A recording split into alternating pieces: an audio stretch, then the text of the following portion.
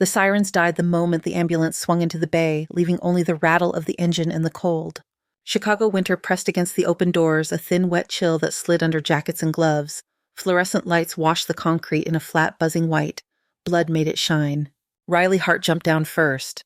Her boots hit a streak of red that had run out from the back of the rig and pulled against the drain like somebody had spilled paint and walked away. Behind her, Ethan Morales was already dragging the gurney out. "On 3, he said. 1, 2, 3. They lifted together. The man on the stretcher was in his 40s, give or take. Construction vest gray at the temples, eyes rolling under half-lowered lids. His leg looked like it belonged to someone else. Below mid-thigh it was chewed meat. Strips of muscle and skin clung to a splintered femur work pants, ripped open boot hanging by a flap. A hard hat sat wedged in the corner of the stretcher, smeared with dust and blood. Across the front in black marker, Jack Marrow. Underneath a kid's scribble, Best Dad. "Pressure's dropping," Ethan said. His voice came fast but not frantic. "Systolic was 90 in the truck, 60 now." Riley's gloved fingers slid under the soaked bandages around the upper thigh. The tourniquet they had thrown on in the street sat too low, too close to the shredded mess. Warmth pumped against her palm in slow, stubborn waves. "Push another 5 of morphine," she said. "Hang a second line wide open." Jack made a sound that might have been a word. His hand kept grabbing for the ruined leg fingers slipping on blood. "You are not looking at that," Riley said, leaning over him. Her voice went flat and calm the way it always did when the world tilted. "Look at me, Jack. Right here." His gaze jerked toward her, unfocused but trying. "I have 3 kids," he said. His lips were gray teeth chattering. "I have to get home." "You are not going to argue with me about that," Riley said. "Ethan read me the time. 0638. In her head, a second clock started. It always did. Not the digital one on the wall above the bay doors, not the ticking thing over the nurse's station. A quieter one just behind her eyes. Time is blood. She stripped away the soaked gauze. The skin below the knee was already dull waxy, the way skin looked when it belonged to a corpse. She pressed 2 fingers into the ankle. No pulse. Nothing. "Tourniquet higher," she said. "Riley, it is already pretty tight." Ethan said. "Higher," she repeated. He slid it up 6 inches above the mangled area, cinched until the flesh bulged. Riley twisted the windlass herself, felt the resistance, the grind of trapped tissue. Jack groaned. "I know," she said. "Stay with me." The blood slowed but did not stop. It found pathways under the partial tear of tissue running between what was left of muscle and shredded skin. Every beat wasted something he could not afford. He does not have doctor minutes. The thought came without words, more memory than anything. Humvees, dustboys on stretchers with sand in their wounds and time running out in all directions. "Riley," Ethan said quietly, "we are in the bay. Maybe we just wait 30 seconds. "Somebody paged trauma," a nurse called from the open doorway. Feet scuffed, voices overlapped. 30 seconds. Her eyes tracked the damage again. The angle of the bone. The gravel embedded in muscle, the gray flesh below. The dead foot. The leg was already gone. His heart just had not gotten the message yet. "Gween," she called. The young nurse at the door startled. Her badge flashed, MIA Nguyen RN. "Yes." Sterile cut-down kit, big one. "Noms Daikipuen," and a scalpel. Mia blinked. "They said trauma is on the way." "They can meet us here," Riley said. "Kit now. And lidocaine if you can grab it," but she does not wait for the answer. "Riley," Ethan said. He had dropped his voice to a whisper. "You cannot do what I think you are about to do, not here." She cinched the tourniquet one more turn. The skin blanched. Her hands did not shake. "You want him to bleed out on the concrete 10 feet from an OR?" she asked, not looking at him. "He's going to lose the leg either way." "That is not our call." "It is mine," she said. "Today it is." Mia came back carrying a metal tray, eyes wide. "This is all we had in the trauma cart," she said. "Dr. Cole is on his way," he said. Riley cut her off with a look. "Set it down," she said. "Break the sterile packs. Just the instruments. Do not worry about the drape." Jack was panting breath coming fast and shallow. His fingers clawed at the side rail, now not his leg. Maybe his body was finally beginning to understand. "Jackson," Riley said. She put one hand on his shoulder, the other on the railing near his head. "Listen to me. You still with me?" He blinked slowly. "Feels cold," he murmured. "Open. Beard." "It is just the air," she said. "You focus on breathing, in and out. Count them if you want. Let me worry about the rest." He swallowed, throat working. "You are not letting me die here." "No," Riley said. "I am not." Mia opened the sterile kit with clumsy fingers, paper crackling. The scalpel handle rolled once before Riley caught it. It settled into her palm like it recognized the shape of her grip. You do not do this here. Not in a hospital loading bay, not as a paramedic. Her body moved anyway. 4 clean cuts. Through the remaining skin bridges the stubborn strands of fascia and tendon that had refused to give way. She tracked the artery with her eyes before she cut, already knowing from touch where it was. Time narrowed to the size of the wound. The smell changed sharp and coppery with a hint of burned nothingness from the cold air from the adrenaline running through her own system. She felt more than heard Ethan suck in a breath. You are really doing this, he said. Clamp, she said. Mia slid the instrument into her waiting hand. Riley found the pulsing vessel in the torn mess, pinned it, snapped the clamp closed. The last spray of bright red stopped mid-arc. The clock behind her eyes eased. She irrigated the stump with saline, the liquid washing pink, then lighter. Every move was muscle memory, gauze pressure wrap. Her fingers played the dressing like keys, layers overlapping in a tidy spiral that turned chaos into something contained. By the time footsteps thudded into the bay behind her, Jack's skin had shifted from gray to a thin, fragile pink. The monitor beeped along his stretcher in a steady if thready rhythm. Report, a voice snapped. Riley looked up. Dr. Nathan Cole stood at the entrance to the bay, tie-still, perfect white coat, still spotless. His surgical mask hung loose around his neck, like he had not yet decided whether he would actually need it. He stopped and took in the scene in one sweep. The stump wrapped and clamped. The leg lying on the floor against the base of the wall boot, still attached socks soaked through. The paramedic with her gloved hands still hovering over the dressing. What, he said slowly, happened here? Riley stepped back, peeling off her gloves one at a time. They hit the biohazard bin with soft, wet sounds. Incomplete traumatic amputation, she said. We completed it. He was hemorrhaging through the remaining tissue. Tourniquet was not enough. Cole moved closer. He leaned in to examine the stump that clamped the dressing. His jaw tightened. His eyes flicked to Mia. Who authorized this? Silence stretched for a beat. I did, Riley said. Cole's gaze shifted back to her. You performed a field amputation in my ambulance bay, he said. The word field came out like something stuck between his teeth. Without a physician present. He did not have time to wait for one, Riley replied. There was no distal pulse, no sensation, the tissue was necrotic, he was bleeding out. That is not your decision to make, Cole said. His voice did not rise, it did not have to. The edges were enough. You are a paramedic, Ms. Hart. The title sat in the air, an invisible line on the floor. Riley met his eyes. He still has a pulse because someone made a decision, she said. Behind Cole, a second gurney crashed through the doors, followed by a third. Voices rose, orders snapping back and forth. The sound of the ER flowed around the moment like water around a rock. Cole hesitated, caught between the stump in front of him and the chaos behind. Get him to Trauma 1, he said, finally stepping aside. I want vascular on him 10 minutes ago. The team swept Jack away, wheels rattling. Riley exhaled, only then realizing she had been holding the breath. Ethan touched her elbow. That was insane, he murmured. Is murmured. That was necessary, she said. He is going to fry you for this. He can get in line. She moved past him back toward the rig. The jump bag sat open on the floor, half their supplies scattered. She crouched and started counting gauze packs, checking vials, resetting what chaos had taken apart. Across the bay, Mia stood frozen for a second longer, eyes on Riley, then on the empty space where Jack's leg had been. Something in her expression shifted. Less fear, more calculation. A new kind of attention. Inside, beyond the swinging doors, Dr. Cole's voice began cutting through the noise, directing traffic, claiming the rest of the morning. Riley glanced up at the clock over the bay doors. 06:54. 19 hours on shift. She snapped the bag closed and stood. The overhead speaker crackled. Medic Unit 14, a voice said. Be advised, incoming call for a residential medical emergency, possible neurologic deficit. Stand by. Ethan groaned. Guess that is us, he said. Riley rolled her shoulders, once shook out her hands, and climbed back into the rig. The bay doors began to open, letting the winter air rush in again. She watched her breath fog in front of her face, then disappear. Gear check, she said, and reached for the jump bag. The truck rolled out into the waking city. The city slid past in streaks of gray and salt white. The rig bounced over a pothole and rattled hard enough to make the jump bag lift an inch off the floor. Ethan gripped the steering wheel with one hand and the radio mic with the other. Medic 14 en route, he said, 10 minutes out. Riley sat sideways on the bench, knees braced jump bag between her boots.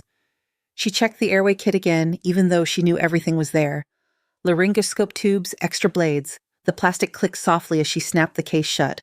Residential, Ethan called over his shoulder. North side, caller reports possible stroke, female in her 60s, weak on one side. Riley nodded, though he could not see her. Any history, she asked. Dispatcher says hypertension, high cholesterol, smoker. You know the greatest hits. She felt the rig slow for a light, then surge forward again. Out the back window, the hospital shrank into a square of concrete and glass. Ethan was quiet for a moment. So, he said finally, on a completely unrelated note, you planning to tell Cole you turned his ambulance bay into a makeshift OR, or you just letting him file the paperwork and rupture an artery all on his own? Riley adjusted the blood pressure cuff, smoothing the Velcro. He saw the stump, she said. He will figure it out. He's going to be a problem. He already is. Ethan huffed a small laugh. You are not worried. Riley watched her hands. They were steady again, the faint tremor gone. The memory of the scalpel sliding through tissue was still bright in her muscles, but it did not shake her. Worry does not help anyone on the stretcher, she said. Check the O2. He let it go. The rig hummed around them, a small moving universe of plastic and metal and stored adrenaline. Outside, the neighborhoods changed. High-rises gave way to brick two-flats and narrow strips of brown grass. Patches of unmelted snow clung to curbs and the bases of trees. 2 minutes, Ethan called. Riley pulled on a fresh pair of gloves and let the rhythm settle in her chest. Breath in, breath out, count the beats, reset. The house was small vinyl siding, gone chalky from winters, a crooked railing up the front steps. Wind cut along the street, rattling a chime someone had forgotten to take down in the fall. A woman in her 30s yanked the front door open before they reached it. She is in here, the woman said. Her cheeks were wet. She had not bothered with a coat. She was talking, and then her face got weird, and now she cannot move her arm, and she is not making any sense, and I called right away. Kayla Shepta, Riley said, reading the name off the mail slots by the door as they passed.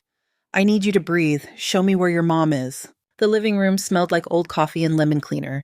A TV flickered silently in the corner, news anchors mouthing words without sound. On the couch, a woman sat, propped against pillows. Her hair was silver and pulled back in a messy knot. One corner of her mouth drooped. Her left arm lay at her side like it belonged to the cushions. Ms. Foster, Riley said, kneeling. I am Riley. This is Ethan. We are here to help you. The woman's eyes tracked to her, then to the side, unfocused. Name, Riley said. Can you tell me your name? The right side of the woman's mouth twitched. Lynn. The rest dissolved into air. Okay, Riley said. Can you smile for me? Show me your teeth. The right half of Linda Foster's face lifted. The left stayed slack. Ethan had the blood pressure cuff on her good arm and the pulse ox clip on her finger. Numbers started to blink to life on his portable monitor. Riley held up both her hands. Can you lift your arms like mine? She asked. The right arm floated up a few inches, shaky but trying. The left did not move at all. She watched Linda's chest. The breaths were shallow and a little too fast. That could be panic. Could be a lot of things. Any pain? Riley asked. Chest, back, head. Kayla hovered behind her, clutching a dish towel in both hands. She grabbed her chest for a second, Kayla said. Then she said her arm felt funny, and then her words got weird, and then she just stopped. Ms. Foster, Riley said, I need you to look at me. Linda's pupils were equal and reactive. Skin color was good, maybe a bit flushed. Her right hand clutched at the couch cushion, knuckles pale. The stroke scale numbers lined up in Riley's head, neat and tidy. But something else sat just under that neatness. A rhythm she did not like. She slid 2 fingers against Linda's neck, just above the collarbone, feeling for the carotid pulse on the right, then the left.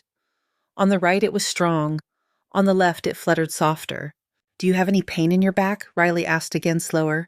Linda's brows drew together. Hurts, she managed. Her right hand ghosted toward her sternum, then lower, as if she was not quite sure. Show me, Riley said. Her hand moved toward the center of her chest, then toward her back, just under the shoulder blade. Riley glanced at Ethan. Blood pressure, she asked. 160/90, he said. Heart rate 94. Rhythm looks regular. High, but not terrible, not enough for panic. Riley looked back at Linda. Her breathing was still shallow.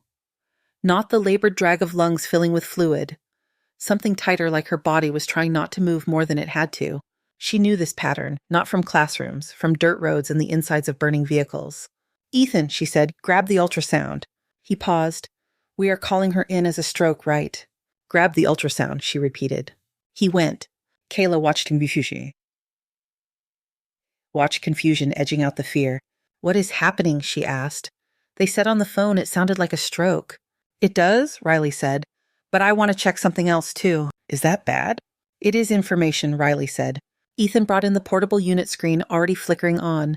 The machine looked out of place in the small worn living room, its smooth casing reflecting the flicker of the muted television.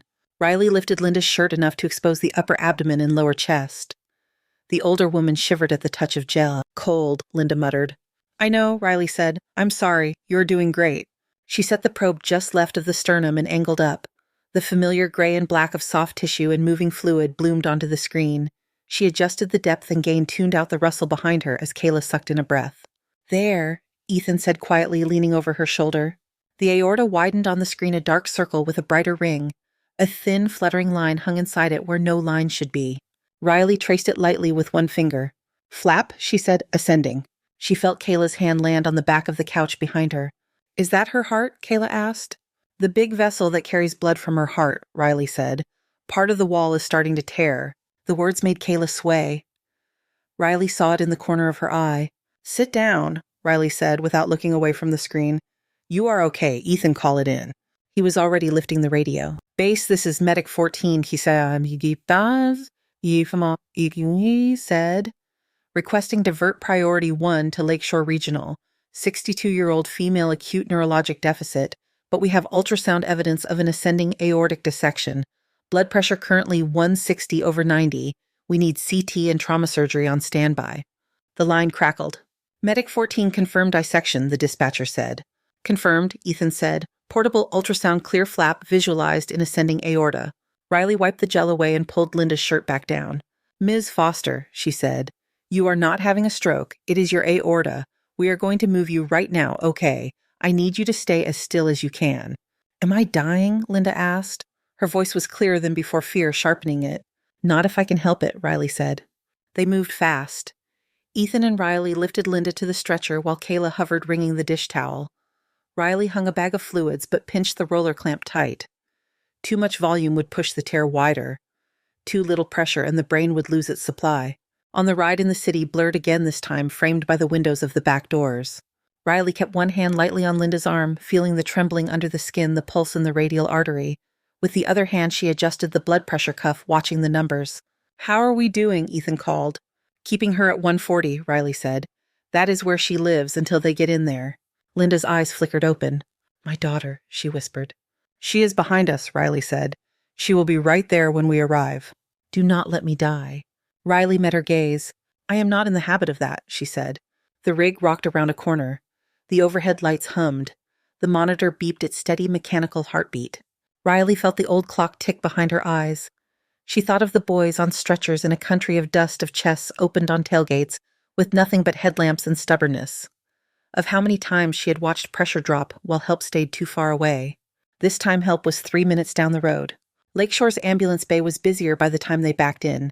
Nurses moved between doors. A respiratory therapist jogged past pushing a vent. A resident in wrinkled scrubs finished a cup of coffee in one swallow and tossed the cup without looking. The bay doors slid open. Cold flooded the back of the rig. On 3, Ethan said again. 1, 2, 3. They rolled Linda out into the light. 62-year-old female, Riley called as they moved. Acute left-sided weakness, facial droop, initial call is probable stroke. Portable ultrasound shows ascending aortic dissection. Blood pressure maintained at 140 systolic en route. Pain chest and back. Got her, a voice said. Dr. Layla Hassan stepped into view at the head of the gurney. Her dark hair was stuffed into a surgical cap, loose strands escaping around her temples. Her eyes were sharp and awake no matter how little sleep they showed underneath. You saw this in the field, Hassan asked, matching their pace. Riley had her phone out already. She pulled up the frozen ultrasound image and held it where Hassan could see as they ran. Living room, Riley said. Left peristernal short axis. Flap is here. Hassan glanced once, then twice, her mouth tightening in a way Riley recognized as approval. All right, Hassan said. To the team, she raised her voice. CT angio, now called vascular and heart. If this is type A, we are going straight upstairs.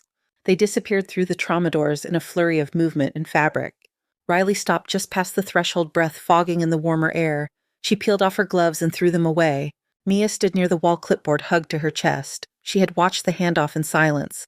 You used one of ours out there, Mia said. The portable. It was sitting in the rig, Riley said. They do not usually pull it for field calls. They did today. Mia hesitated. Dr. Hassan just told Dr. Patel you probably saved that woman 10 minutes of guessing, she said. Not that she said it like that. Riley shrugged. 10 minutes is a long time, she said. Mia's gaze dropped to Riley's hands. Bare now, the knuckles still creased from the gloves, a faint white line across the back of the right hand, where an old cut had healed. You were really calm, Mia said. At the bridge, too. People talk, you know. I know, Riley said. They say you cut off that guy's leg before Dr. Cole even got his mask on.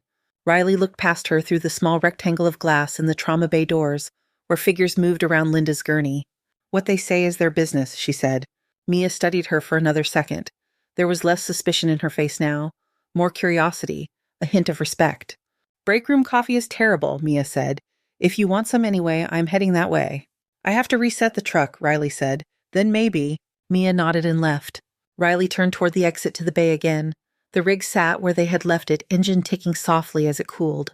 The sky over the city was shifting from slate to a pale, reluctant blue. She walked back out into the cold and climbed inside.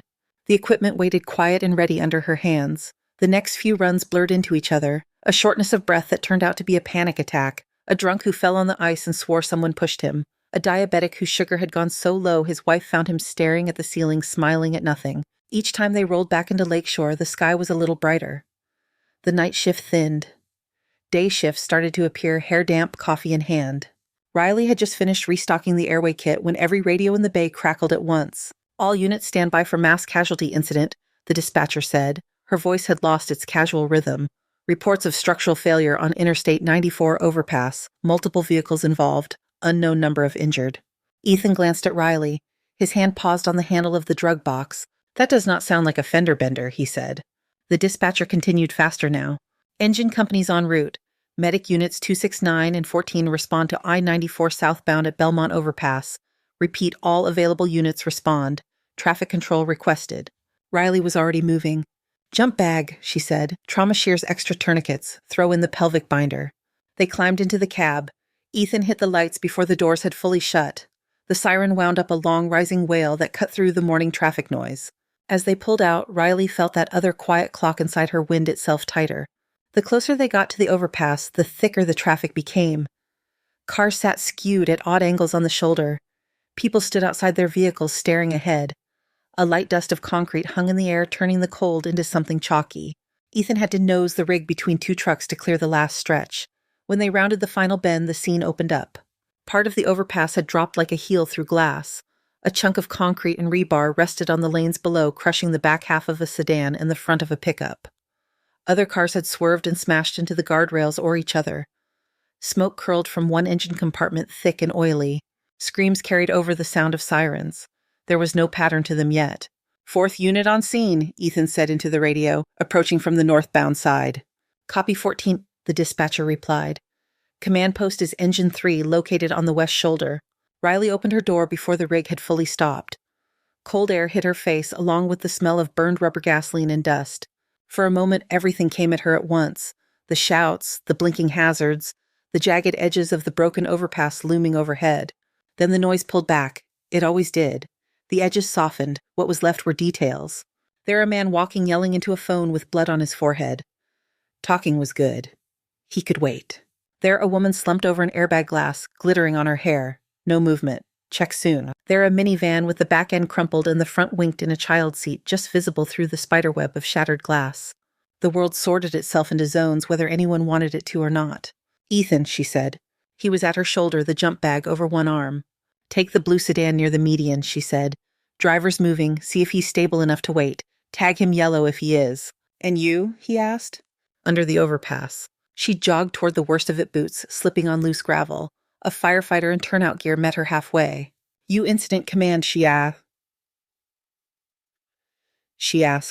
"Not yet," he said, breath visible in the cold. "We just got here. Section dropped. We got at least 6 trapped." "Yet? Maybe more." Riley nodded once. "We will start triage under the collapse," she said. "You get someone to throw tape and mark zones." He stared at her for half a heartbeat, then yelled over his shoulder. "You heard her. Zone it out. Red under the slab, yellow on the shoulder, green at the guardrail." She ducked under a twisted road sign and climbed onto the crumpled hood of a car, half buried under concrete. The windshield was gone. Inside, an older man lay slumped, his head at an unnatural angle. No chest rise, no time to fix that. She moved on. The next car was a compact sedan crushed at the rear. The front was relatively intact. A woman sat behind the wheel, pinned between the seat and the steering column. Her eyes were open. Her lips had a blue tinge. "Ma'am," Riley said, bracing one hand on the roof as she bent to look in. "Can you hear me?"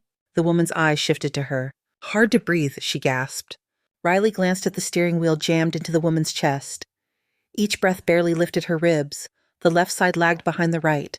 Her neck veins stood out like cords. "Name," Riley said. "What is your name?" "Rachel," the woman whispered. "Rachel, I am Riley," she said. "We are going to get you out. I need you to keep your eyes on me." She tried the door. It did not budge. The frame had twisted under the weight above it. "Fire," she called. "I need tools here."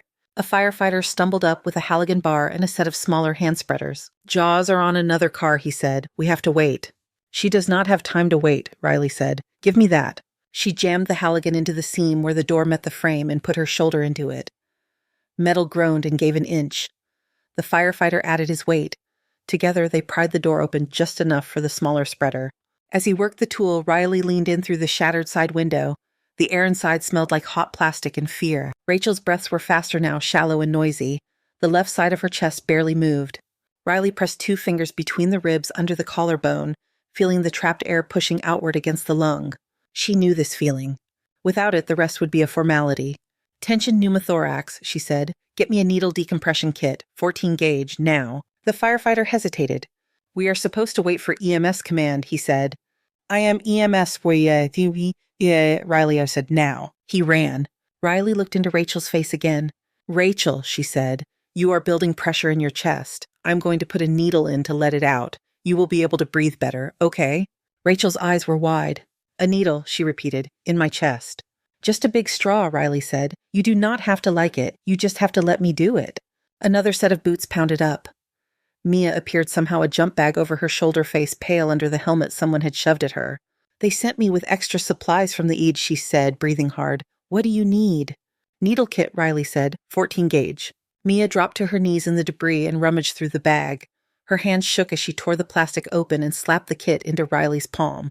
"Thank you," Riley said. She found the landmark by feel. Second intercostal space midclavicular line on the affected side. The skin was cold and slick with sweat. She cleaned as much as she could with an alcohol wipe and then pushed the needle through.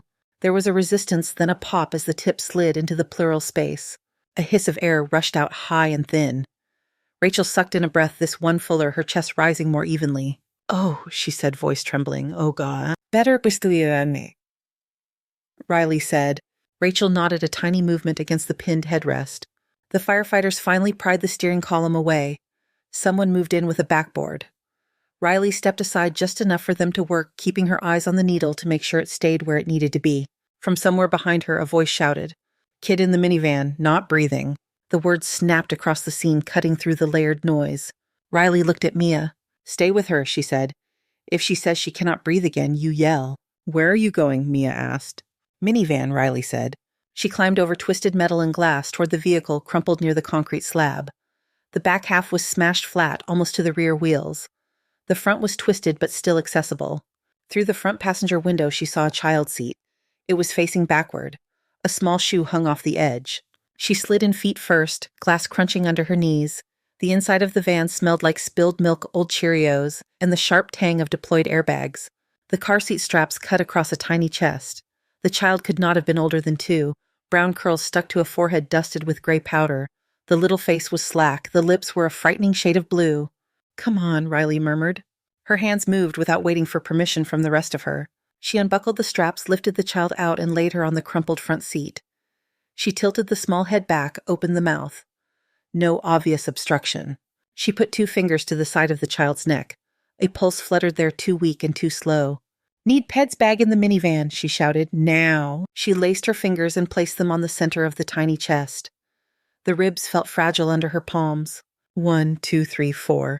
She counted under her breath. She gave 30 compressions, then sealed her mouth gently over the child's and breathed twice, watching the chest rise and fall. The van roof was low. Her shoulders bumped it each time she straightened. Someone climbed in beside her, one knee landing in broken glass. "What have we got?" Dr. Layla Hassan said. "Female about 2, Riley said between compressions. Found unresponsive in rear car seat. Weak pulse, agonal breathing. Improving with CPR. Keep going," Hassan said. "You are in good position." The PEDS bag appeared in Hassan's hands. She opened it, passed a mask to Riley, who swapped to bag-assisted breaths while keeping the rhythm. On the next cycle, the child coughed. A thin stream of saliva and air bubbled from her lips. Her chest hitched, then drew in a ragged breath of her own. "There you are," Riley whispered. The little girl's face scrunched. A cry came out thin and outraged and very alive. The sound threaded through the wreckage, and for a second everything else seemed to hush. Hassan watched Riley for a beat in the cramped space. There was dust on her cheek, a streak cutting through where sweat had carved a line. "You just brought her back," Hassan said quietly. Riley did not answer. She adjusted the child's position, wrapped her in a blanket. Someone passed in and handed her to a waiting paramedic at the window. "Full workup at Lakeshore," Riley said. "Possible internal injuries. She is not done with us yet." They worked another 2 hours. Cars still sat at odd angles when the last ambulance pulled away. Fire crews sprayed foam on a stubborn oil fire. A lone trooper directed the remains of traffic with gloved sweeps of his hand. Riley sat on the rear bumper of Medic 14, a bottle of water dangling between her knees. Her uniform was streaked with grime, a small tear at one knee, where she had crawled through glass. Her hands were stiff when she flexed them. Ethan dropped down beside her, his own bottle half empty. "Remind me to never complain about a 3-car pileup again," he said. "You complain about everything," she said. He took a long drink, then nudged her with his shoulder. "You took a scene that looked like a disaster movie and made it make sense," he said. "I do not know how you did that." "I cut it into pieces," Riley said. "Pick a piece, finish it, move on. You know that is not normal, right?" "Normal is overrated." He looked at her hands. "They still steady," he said. "For now," she said. Across the wreckage, Dr. Hassan stood near an engine company talking to Dr. Cole. At some point, he had arrived trading his white coat for scrubs under a heavy jacket. Hassan gestured back toward Riley with a tilt of her chin. Cole's gaze followed. His expression was hard to read. Not admiration, not entirely anger, something sharper and more complicated in between. Riley finished her water and slid off the bumper. "We should clear the truck," she said. "They are going to need us again."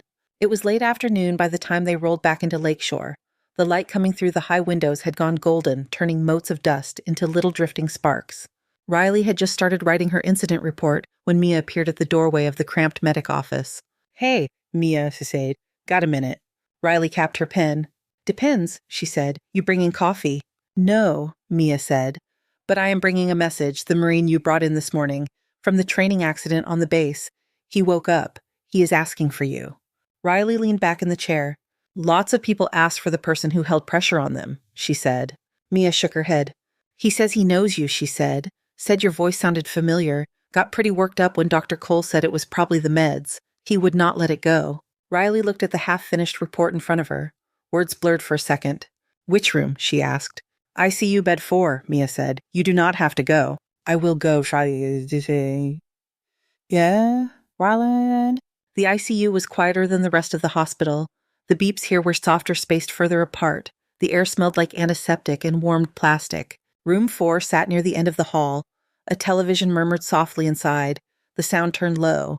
The man in the bed had his left leg elevated in a thick cast. His hair was darker than the gray flecks in his beard would suggest. His chart read Alvarez Miguel, Staff Sergeant. He turned his head as she stepped in. "You are real," he said. Riley stopped at the foot of the bed. "So I am told," she said. He squinted. "They said heart," he said. "I thought that cannot be right. But then you opened your mouth earlier and told those nurses to move, and you sounded exactly the same." "You were unconscious when you came in," Riley said. "You should not remember much." "I remember your voice," he said. "Been a few years, but some things do not shake loose." She moved closer, checking the IV out of habit. The tape on his hand was clean. The fluids ran steady. "You got banged up on a training range," she said. "Femur fracture, they fixed it. You will walk again." He glanced at his leg like he had already heard that speech 3 times. "You were in Ramadi," he said. The name hit harder than she wanted it to. "A lot of people were in Ramadi," she said. "You were not a lot of people," he said. His gaze dropped to her forearm. The ink there was faded, the anchor and staff barely visible, but it was enough. "Navy Corpsmanship," he said. "Attached to 1st Marine Division, 2nd Battalion, if I remember the patch right. We called you Doc Hart. You pulled Martinez out of a blown Humvee while everyone else hugged the dirt." Riley kept her eyes on the monitor above his bed. "You should rest, Sergeant," she said. He shook his head. "There was a convoy, he said. "We hit an IED outside the city. Our corpsman went down in the first blast. We were pinned.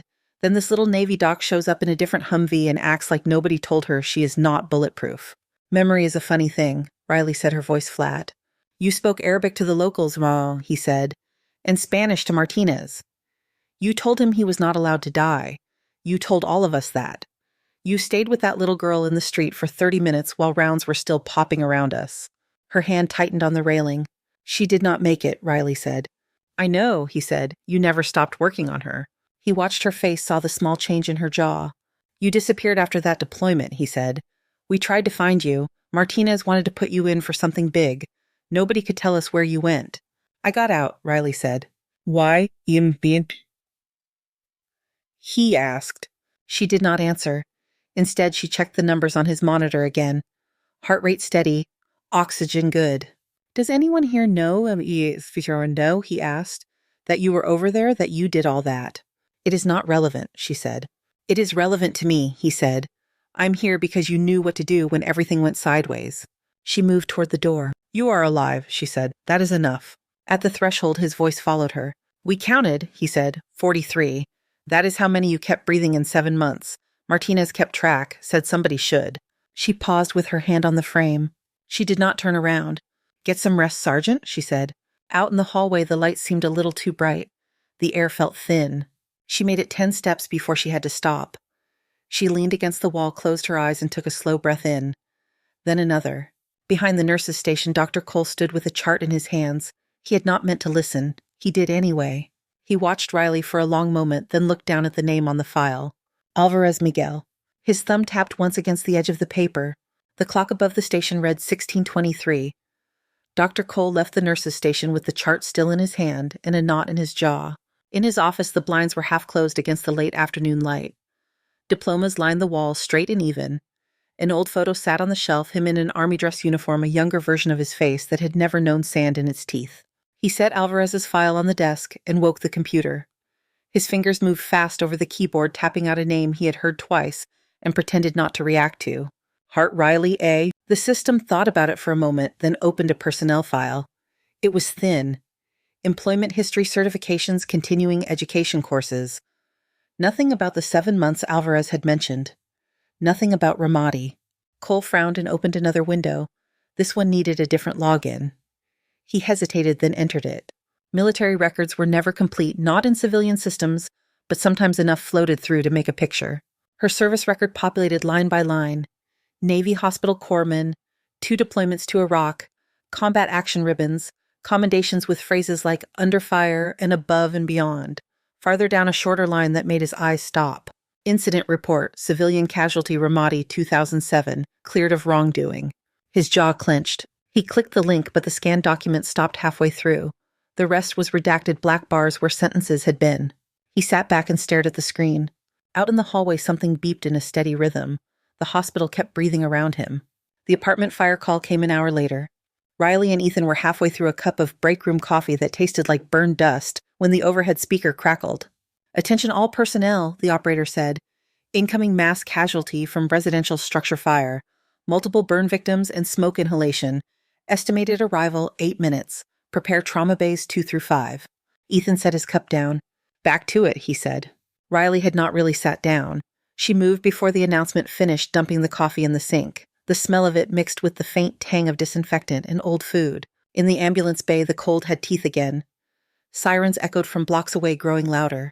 The first engine arrived with soot-streaked firefighters, and a woman in her 50s laid out on a stretcher. Her hair was singed, blisters bubbled across her forearms and the side of her neck. Her face was an angry red throat tight from coughing. Riley helped guide the stretcher through the trauma doors. What have we got? She called. Apartment building on the west side, a firefighter panted. Second floor went up fast. She was trying to get neighbors out, thought she was fine until she sat down. The woman tried to talk and launched into another fit of coughing. Each breath sounded like it scraped her airway. Get her on high-flow O2, Riley told the nurse closest to her. Humidified if you have it ready. Start an IV in an unburned area if you can find one. She stepped closer, watching the woman's throat. There was soot at the back of the tongue. The sound of air passing through the upper airway had a faint whistle. Risk of swelling, risk of that airway closing like a fist. Any chance she was in there more than a couple minutes? Riley asked. Maybe 5, the firefighter said. We pulled her from the hallway. Intubate early, Riley said quietly to the resident who had just arrived. Burned airways get worse, not better. He startled, then nodded. More stretchers came through. An elderly man with soot in his nostrils and confusion in his eyes. 2 teenagers with patchy burns on their hands and faces more frightened than hurt. Riley moved between them, checking pulses, scanning for the quiet signs that would decide who went where. Brennan, a voice snapped behind her. She turned. Dr. Cole stood in the doorway of Trauma Bay 2. His scrub top was clean. He had not gloved in. "My office," he said. "Now." Riley glanced at the woman on the table. Nurse Mia was at the head hands on the O2 mask, eyes focused. Another nurse had a line already in. "I am with a patient," Riley said. "Nurse Nguyen can handle it," Cole said. "You are needed elsewhere." "I am in the middle of..." "Now, Ms. Hart." His voice cut through the noise, heads turned, conversations paused. Mia's eyes flicked between them. "I have her," Mia said quietly. Riley felt the tick of the internal clock again. Not the one that counted down from an artery, but the one that measured how far she could push. She set the IV catheter she was holding onto the tray. "Secure her airway if her voice changes," she said to Mia, "even if you have to do it yourself." Mia nodded once. Riley pulled off her gloves, dropped them into the bin, and followed Cole out into the hall. His office felt smaller this time. He closed the door and stood for a second with his hand on the knob as if making sure the world stayed on the other side of the wood. "Sit," he said. "I would rather stand," Riley replied. That was not a suggestion. She sat, her spine stayed upright, her hands rested on her knees. Cole moved behind the desk, but did not sit immediately. He picked up a folder and turned it once in his hands before flipping it open. "We are going to talk about honesty," he said, "and about judgment." "If this is about the leg," Riley said,